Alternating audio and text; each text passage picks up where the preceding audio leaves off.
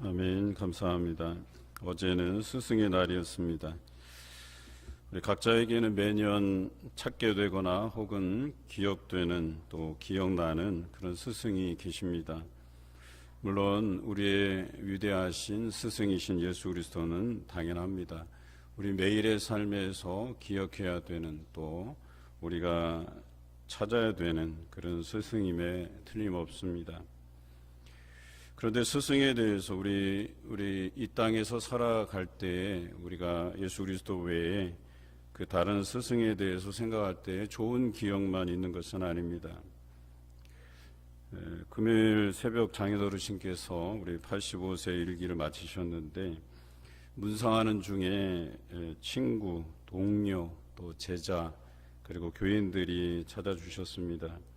그런데 장례 중에 위로가 되는 것이 제자들 중에 참 좋은 선생님이셨는데 라고 말씀해 주시는 것과 또 성도들 가운데 정말 예수님처럼 사셨던 분이신데 라고 말씀해 주셨던 분들이 제법 있었습니다.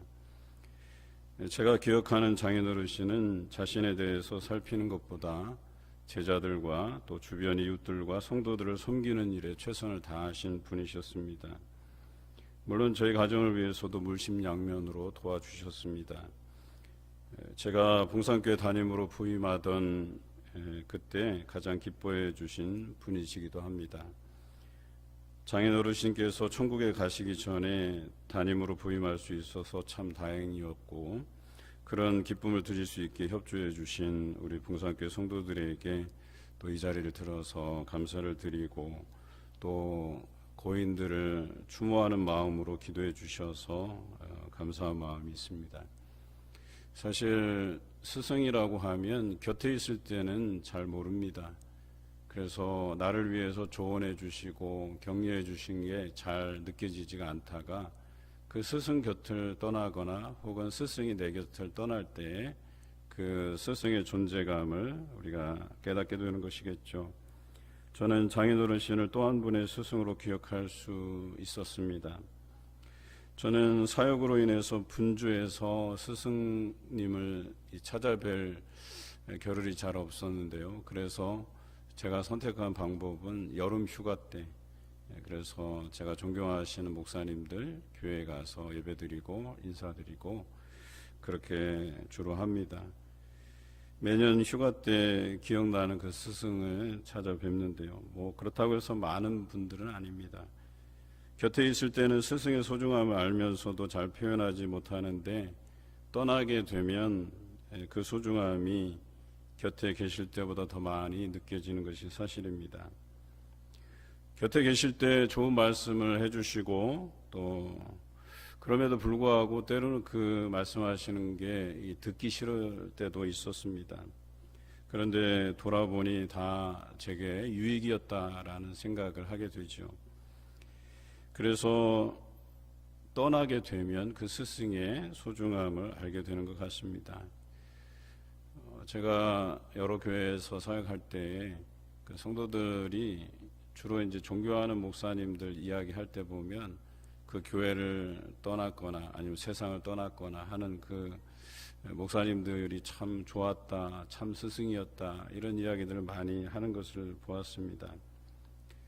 저는 봉산교회 담임 목사로 부임하기 전에 안동교회에서 부목사로 10년을 사역했습니다.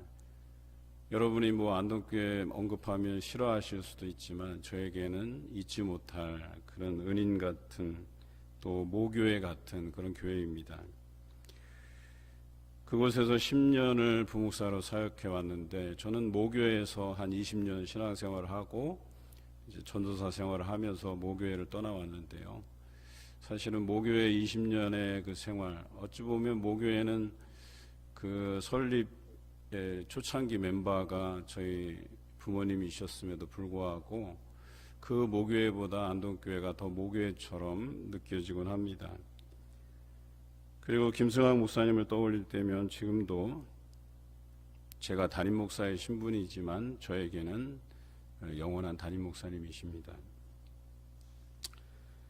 또 어찌 보면 그분께 누가 되지 않기 위해서 이 봉산교회 담임으로서 또 역할을 감당하면서 또 최선을 다하고 열심을 내는 것이 아닐까 하는 생각이 듭니다. 그분께 배워서 나간 교육자들이 참 많지요. 그리고 훌륭한 사역들을 감당하고 있고, 또 저뿐만 아니라 그 교육자들도 아마 그런 마음일 거라는 생각을 해봅니다. 인생에서 그 무엇과도 바꿀 수 없는 그런 10년의 생활이었다라고 할 수 있겠죠.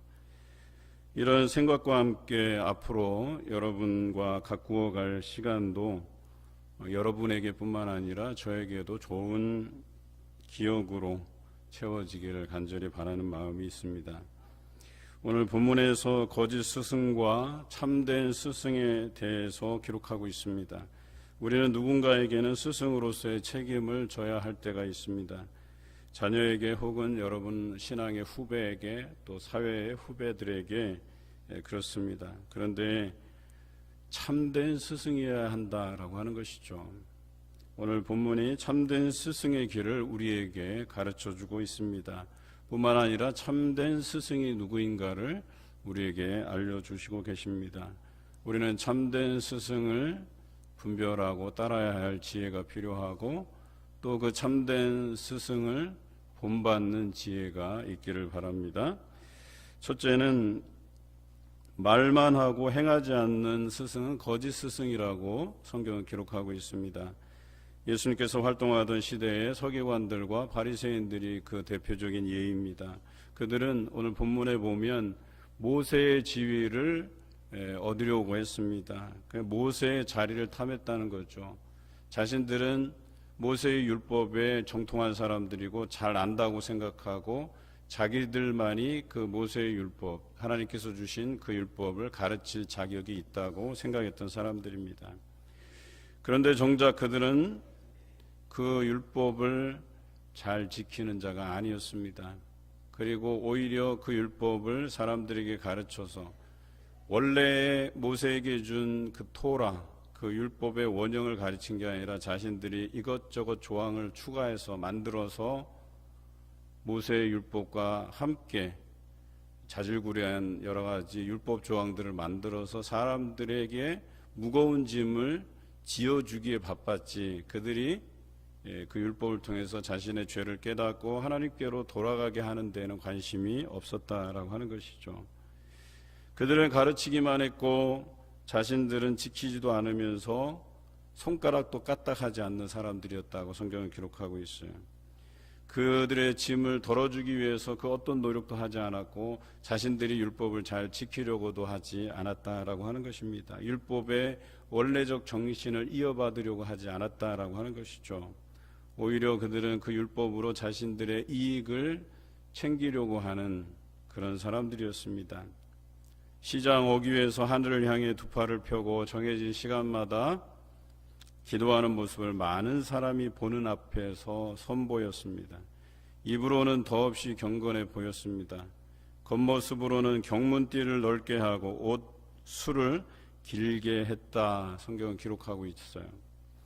경문이라는 것은 여러분들 신명기 말씀에 보면 자녀들에게 그 말씀을 이마에 미간에 붙이고 손목에 메어서 그것이 날마다 상고되도록 그렇게 우리에게 명하시고 계시잖아요. 그게 경문입니다. 그러니까 말씀을 적은 작은 상자를 손에 매는 것, 그거예요. 그것을 들고 다니는 거예요. 뿐만 아니라 옷술을 길게 했다라는 표현은 그 옷술에 청색 끈을 달아서 그것이 상징하는 의미는 내가 하나님의 말씀을 잘 지키고 있다 라고 하는 것을 표시하기 위한 것이었죠. 구약 성경 여러 곳에 나옵니다. 그런데 그들은 행하지도 않으면서 그 옷술에 청색끈을 달아서 나는 하나님의 말씀을 잘 지키고 있어 라고 많은 사람들에게 겉모양으로 드러내는 사람들이었다는 것이죠. 여러분, 그들은 보이는 행위로서만 지켰다라고 하는 거예요. 신앙이라고 하는 것은 남들에게 보이려고 하는 게 아니에요. 신앙이라고 하는 것은 내가 하나님과의 그 인격적인 만남을 통해서 얻어지는 것들이고 또 성경에 보면 티나지 않게, 보이지 않게, 금식하더라도 표신하지 않게 그렇게 하라고 성경은 기록하고 있지 않습니까? 여러분, 이 말씀을 묵상하면서 오늘 우리의 모습은 어떠합니까? 성경책을 손에 잡은 만큼 열심히 말씀 가운데 살고 계시나요? 아니면 성경책을 손에 잡기도 부끄럽고 숨고 싶지는 않으신가요? 아니면 성경을 손에 잡은 만큼 정말 열심히 말씀대로 살아가시나요? 우리는 말씀에 부끄럽지 않게 내 자녀를 향해 또 주변 이웃을 향해 살아가야 하는 것입니다. 그것이 참된 스승의 길입니다. 참된 스승이 되기 전에 우리는 먼저 거짓 스승의 삶을 버리고 살아가시기를 힘쓰는 성도가 되시기를 주님의 이름으로 기원합니다. 둘째는 잔치의 윗자리와 회당의 높은 자리를 탐하고 시장에서 문안받는 것과 랍비라 칭함 받기를 좋아하는 사람은 거짓 스승이다 라고 성경은 말합니다. 서기관과 바리새인들은 모세의 가르침을 자신들만이 잘 알고 있고 자신들만이 가르칠 권위가 있다라고 여겼습니다. 하나님의 뜻을 정작 분별하지 못하면서 자신들은 하나님의 뜻을 다 안다고 생각했어요.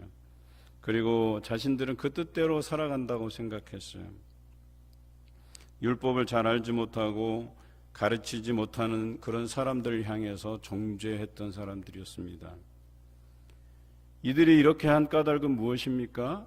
자신을 높이기 위해서였다라고 하는 거예요. 목적이 이 사람들에게 율법을 잘 가르쳐서 자신들의 죄를 깨닫고 하나님께로 돌아오게 하는데 목적이 있었던 것이 아니라 나는 율법에 정통한 사람이야. 내가 가르칠 권위가 있어. 그러니까 너희는 내 말만 따라 이렇게 오면 돼. 내 말만 잘 들으면 너희 구원받을 수 있어. 이런 이야기를 통해서 자신을 높이는 데만 혈안이 되어 있었다라고 하는 것이죠. 이들은 하나님을 높이는 데 관심이 없고 자신을 높이는 데 관심이 있었다는 겁니다. 여러분, 창세기에 보면 자신들의 이름을 내려고 자신들의 이름을 높이려고 쌓았던 탑 이름 아시죠? 바벨탑입니다. 이들은 구약 성경에 나오는 그 바벨탑을 쌓는 데만 주력해 왔다라고 하는 것이에요. 이들은 반드시 하나님께서 흩으실 거라는 걸 자신들은 잘 모르고 있었던 모양입니다. 자신이 전하는 말씀만 듣고 믿어야 구원을 받는다고 말하는 그런 거짓 스승이었습니다. 이들의 목적은 하나님의 뜻을 분별하여 전하는 것이 아니라 말씀을 핑계로 삼아서 자신을 높이려 하는 데 있었다라고 하는 것이죠. 그래서 늘 사람들이 모이는 곳에서 그들은 높은 자리만 탐했습니다. 높은 자리에 앉으려 했어요. 상석에 앉으려고만 했어요. 예수님께서 이 땅에 섬기러 오셨는데 그들은 높아지려고만 했다라고 하는 것이죠. 그래서 이 시대의 참된 스승으로 예수님을 꼽는 것에 주저함이 없는 이유가 바로 여기 있어요. 예수님께서는 그들처럼 높아지려고 하지 않았어요. 높은 자리에 앉지 않았어요. 예수님께서는 집에서 종이나 할 법한 제자들의 발을 씻기셨어요. 그것으로 섬김의 본을 우리에게 보여주셨어요. 그럼에도 불구하고 우리는 섬기려 하지 않고 높아지려고만 하는데 문제가 있다라고 하는 것이죠. 우리에게 필요한 삶의 자세는 섬기는 것이지 결코 섬김을 받는 위치에 서는 것이 아니라고 하는 것이에요. 지금 젊은 사람들은 좀 많이 바뀌었죠. 근데 과거 우리 어른들은 어떠셨어요? 남자는 섬김을 받는 위치라고만 생각했어요. 물론 아내가 남편을 존경해야 된다고 성경은 기록해요. 반면에 남편은 아내를 목숨처럼 사랑하라고 기록하고 있어요. 내가 섬김만 받고 존경만 받고 아내 사랑할 줄 모른다면 이것은 존경받을 만한 가치가 없는 거예요. 내가 존경받는 만큼 그 이상으로 아내를 사랑하고 내 몸처럼 여겨야 되지 않겠냐라고 하는 것입니다. 예수님께서는 이처럼 낮아지라고 섬기라고 우리에게 말씀하시는데 이 서기관과 바리새인들은 높아지려고만 하고 자신들이 권위 있는 채 하고 또 자신들의 말에 복종하게 만드는 그런 지위를 이용해서 사람들에게서 많은 재물을 모으려고 했던 그런 거짓된 스승이었다라고 하는 것이죠. 여러분, 담임 목사의 자리는 섬김을 받는 자리가 아닙니다. 여러분, 저를 섬기실 필요가 없으세요. 주변에서 우리 담임 목사님 잘 섬겨야 된다고. 아닙니다. 예수님처럼 사세요. 성도들을 섬겨야 되는 거예요. 우리 지체들을 섬겨야 되는 거예요. 우리 이웃들을 섬겨야 되는 거예요. 저를 섬기라고 하는 것은 잘못된 가르침이에요. 도리어 예수님께서는 섬기려 하고 성도들을 위해서 목숨을 다하셨습니다. 하나님께서 사랑하신 그 백성들을 향해서 자기 목숨까지 아낌없이 내어주신 분이세요. 여러분, 성도들에게 섬김을 받는 목사가 훌륭한 목사가 아닙니다. 성도를 섬겨야 하는 목사가, 또 섬기는 목사가 훌륭한 목사예요. 아니요, 훌륭하다는 것, 그것도 사치예요. 우리의 의무예요. 책임이에요. 예수님처럼 내 목숨처럼 성도를 사랑해야 하는 것이죠. 우리가 지난주 항존직 1차 선거를 마치고 오늘 2차 선거를 하게 됩니다. 여러분, 항존직은 섬김의 자리입니다. 높은 자리가 아닙니다. 섬김의 자리이기 때문에 저는 여러분이 이 항존직을 사모해야 된다고 생각을 합니다. 그러나 섬김을 받으려 하는 자들에게는 이 자리가 사모할 자리가 아닙니다. 잘 섬기는 사람을 선출하는 것이 중요합니다. 여러분, 내가 원하는 사람이 1차에서 안 됐다고 해서 선거를 포기하는 것 바람직하지 않습니다. 하나님 앞에 다 부족한 사람인데 이 사람만 자격이 있고 저 사람은 자격이 없고, 이것도 바람직한 생각이 아닙니다. 필요한 만큼 뽑지 않고 또 아무도 써내지 않는 것, 여러분, 성경적이지도 않고 바람직하지도 않습니다. 예수님께서 제자들을 부르셨을 때에 완벽한 제자를 부르지 않았어요. 다 부족한 사람들이었었어요. 그럼에도 불구하고 12제자를 불렀어요. 그 중에 한 사람은 태어나지 말았으면 더 좋을 뻔하였다라고 했던 예수님을 팔아먹은 가룟 유다였었어요. 그럼에도 불구하고 가룟 유다도 처음에 그 12제자 반열에 섰었던 사람이에요. 여러분, 분명히 예수님께서 부르셨던 제자들 가운데에서도 부적격자가 있었어요. 우리도 여러분들이 세워가면서 때로는 후회함이 있을 수 있어요. 부적격자가 세워졌다고 여러분이 말을 할 수도 있을 것 같아요. 하지만 분명한 것은 다 쓰임이 있는 거예요. 또 때로는 반면 교사상이라는 게 있잖아요. 내가 저 사람처럼 되지는 말아야지. 내가 주의 일꾼이 되어서라도 저 사람처럼 하지는 말아야지 하는 반면 교사가 있는 거예요. 가룟 유다가 그런 사람이에요. 우리는 필요를 따라 반드시 여러분들에게 주어진 권리를 행사해야 되고 책임을 행사해야 될 필요가 있는 거예요. 그것을 여러분들이 포기한다? 그것은 하나님께 대해서 여러분의 책임을 내려놓는 행위예요. 그런 사람이 무슨 성도의 자격이 있겠습니까? 예수님의 제자들은 믿음 없다고 예수님께 그렇게 핀잔을 받고 책망을 받았어요. 하지만 예수님께서 부활하시고 승천하신 이후에 30년을 어떻게 보냈습니까? 그들이 십자가에 자기 목숨을 내던지기까지 복음의 일꾼이 되지 않았습니까? 그래서 사도행전 30년의 역사가 기록된 것 아니겠습니까? 여러분, 부족하더라도 세우면 하나님께서 일꾼을 만들어 가세요. 때로는 일꾼이 되지 못한다 하더라도 가룟 유다와 같을지라도 반면 교사로 세우셔서 그 쓰임이 있게 하실 것은 분명합니다.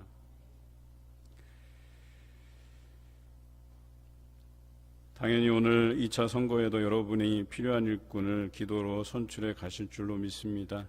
어떤 자리에 서든지 선생으로 문안받고 높은 자리에 앉아 섬김을 받는 거짓 스승이기보다는 도리어 섬기는 그런 성도가 되시기를 주님의 이름으로 기원합니다. 셋째는 참된 스승은 예수님과 같은 분입니다. 우리는 예수님처럼 살아가야 됩니다. 하나님과 동등하신 분이신데 도리어 사람들과 같이 되셨고 섬기는 자가 되셨다라고 하셨습니다.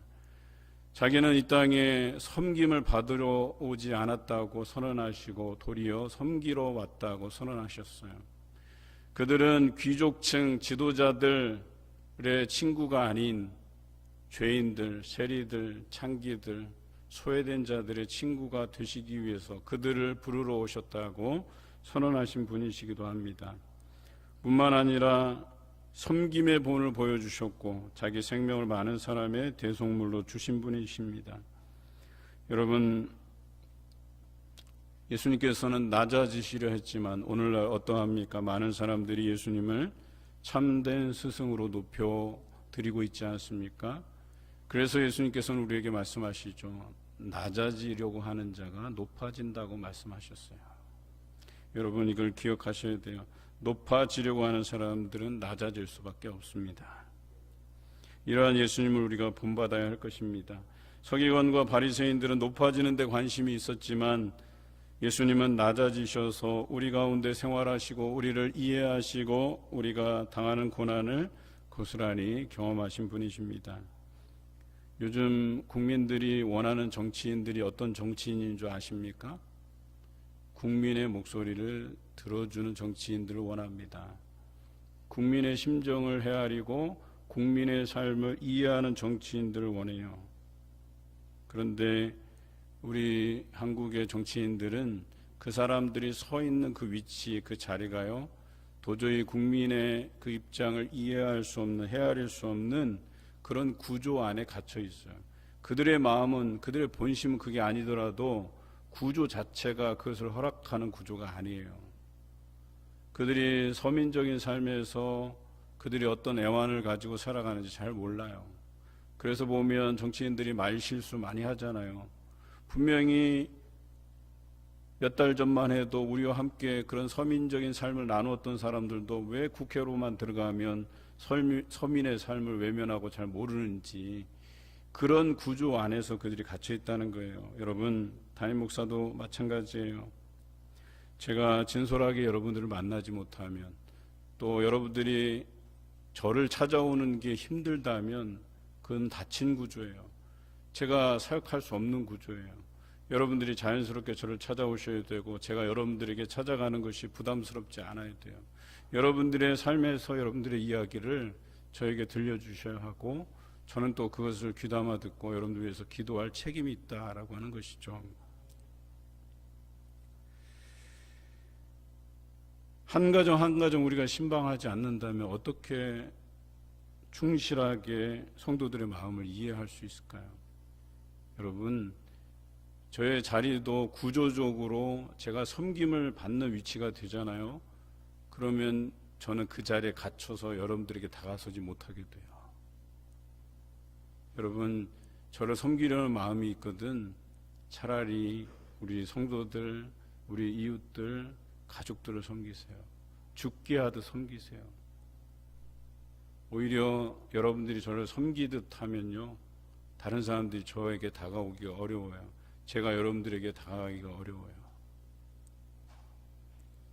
오늘 성경에서 나왔잖아요. 너희 아버지는 한 분 곧 하늘에 계신 아버지시다 라고 말씀하시잖아요. 또 우리의 선생은 한 분이시잖아요. 바로 예수 그리스도시잖아요. 우리는 다 뭐라 그랬어요? 형제다 그랬어요. 저는 여러분에게 아들이고 형제고 동생이고 또는 형님이고 아버지고 그렇습니다. 저는 섬김을 받는 자리가 아니에요. 우리 이것을 꼭 기억하셔야 될 것입니다. 여러분, 담임 목사는 어려운 자리가 아니에요. 저를 처음 보시는 분들은 얼굴 생김새가 좀 날카롭게 생겼다, 조금 권위적이게 생겼다, 그리고 좀 이렇게 만나기가 부담스럽다, 이렇게 여기시는 분들이 종종 계셔요. 제가 이런 이야기를 장장 30년 동안 들으면서 사역해 왔어요. 근데 알고 보면 또 그렇지 않아요. 또 다가와 보시면 친구 같고 아들 같고 형님 같고 다 그래요. 동생 같고. 어느 집사님이 자기도 외로운데 이제 목사님도 여기 오신 지 얼마 안 됐으니까 친구하자고. 근데 그분이 저랑 친구하기에는 연세가 많으신 분이에요. 그런데 이분만 뵈면, 이 집사님만 보면 제가 친구처럼 생각이 돼요. 얼마나 저를 맞아주시고 웃어주시고 늘 반갑게 인사해 주시는지. 그래서 제 마음에, 야, 우리 부모님처럼 섬겨야 되겠다, 내 어머니처럼 섬겨야 되겠다. 제가 사실 어머니가 일찍 돌아가셔서 사실 여기에 계신 분들 중에서는 저희 어머니 연배랑 비슷하신 분들 꽤 많으세요. 물론 그렇지 않더라도 연령에 상관없이 저는 여러분을 섬기기 위해서 이 자리에 섰습니다. 늘 삶의 자리에서 만나 뵙기를 늘 바라는 마음으로 기다리고 또 때로는 찾아가는 목회자가 되도록 기도하며 준비하려고 합니다. 여러분도 누군가에게 참된 스승까지는 아니더라도 참된 스승이신 예수님의 삶을 배우며 또 실천하도록 부름을 받은 사실은 분명합니다. 참된 스승이신 예수님을 본받고 그 삶을 실천하시기를 다짐하는 성도가 되시기를 주님의 이름으로 기원합니다.